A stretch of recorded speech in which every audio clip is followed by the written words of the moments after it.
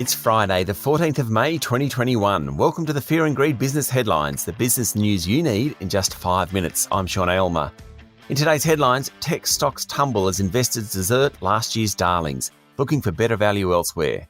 Plus, federal opposition leader Anthony Albanese presents an alternate budget which highlights affordable housing as an election issue. Crown Resorts edges towards winning a licence to run a casino in New South Wales, and why car companies are giving refunds to new vehicle buyers. Our lead story today, technology stocks have tumbled around the globe this week, aided by surprisingly strong inflation figures in the US, which triggered fears of interest rate hikes. Australian companies followed their North American and Asian counterparts, dropping sharply yesterday. Accounting software group Xero fell 13% and is now down 20% for the month. That was after disappointing investors about growth prospects. Buy Now Pay Later group Afterpay fell more than 5% and is off 1/3 during the past 4 weeks. Competitor Zipco hasn't done much better. Overall, the S&P ASX All Technology Index is down 14% since the middle of April. Why the ferocious sell-off? Well, each stock has its own ecosystem, but above all that is fear of inflation. In the case of tech stocks, they hit highs around the globe earlier this year. That's because COVID-19 accelerated growth in the use of technology. But the world is getting back to normal. Where's the next surge in growth coming from for the tech stocks? Suddenly, based on future earnings growth, the tech stocks don't look anywhere near as attractive as many other companies, whose future earnings now look much brighter given the rollout of vaccines and economic rebound. Over the long term, quality technology stocks, like any quality stock, will do well. But whereas picking almost anything in the sector would work out 12 months ago, investing in tech stocks is much tougher today.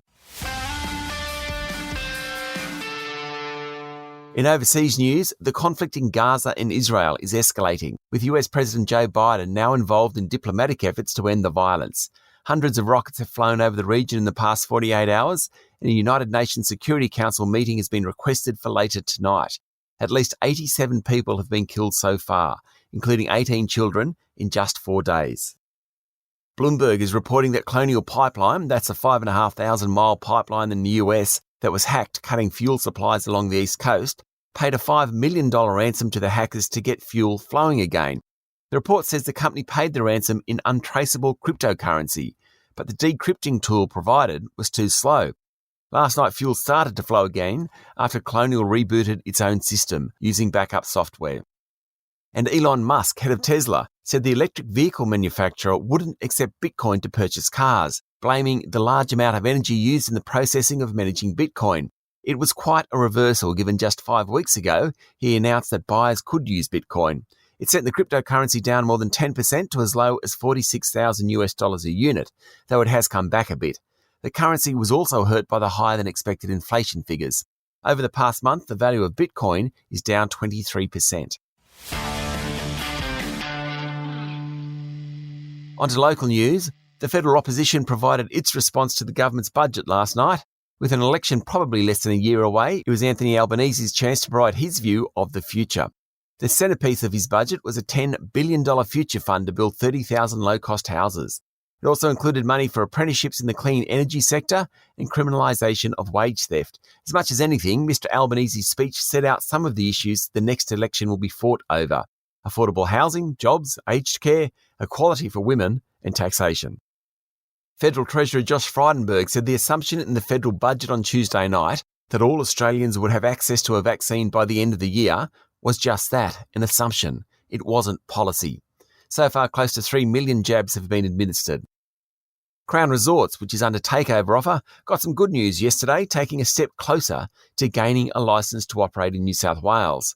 It's made commitments to the state's independent liquor and gaming authority, which include paying a casino supervision levy, abandoning all international junket partnerships, adopting a cashless gaming model, and phasing out indoor smoking, according to media reports.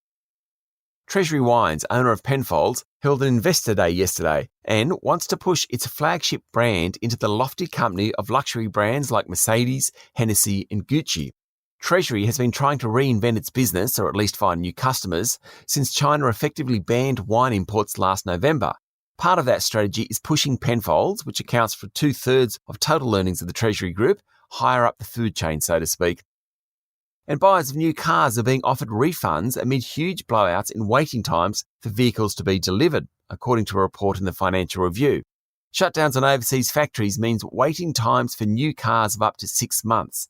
Add to that a global shortage in semiconductors, and buyers aren't happy. Kia Motors is among the most affected, with some buyers having to wait for the full 6 months. Alternatively, Kia is offering them a refund. That's the Fear and Greed business headlines for today. Make sure you hit follow so you get it every morning. And if you'd like more detail and more stories, search for our longer daily podcast called Fear and Greed. We also release a daily interview. Today we're talking to Ben Willey from Spinach Advertising Agency about broadcast rights for sport. I'll be back later with the afternoon market report. I'm Sean Aylmer. Have a great day.